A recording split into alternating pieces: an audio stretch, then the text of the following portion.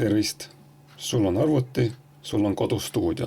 Sul on tarvis kõlareid. Valik on suur ja erineva hinnaga tooteid leidub seinast seina. Mida siis osta?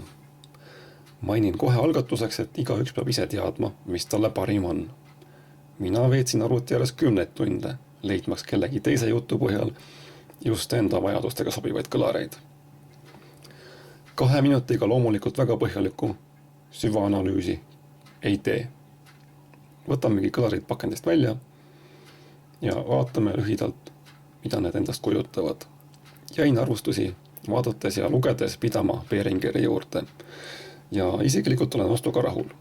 Behringer MS40 puhul tasub mainimist sisendite rohkus. On olemas nii digisisendid kui ka analoogsisendid. Ja see on väga kasulik olukorras, kus kodus leidub läbisegi vanemat ja uuemat tehnikat. Esipaneelid leiame kõrvaklappide väljundi. Eraldi saab reguleerida kõrgete ja madalate helitugevust.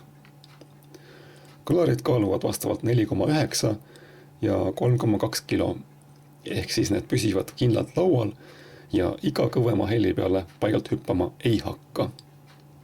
Kõlarid on varjastatud, ehk siis sa võid need asetada kuvari lähedale, ilma et peaksid kartma seda, et pilt hakkab vikerkaarevärve näitama.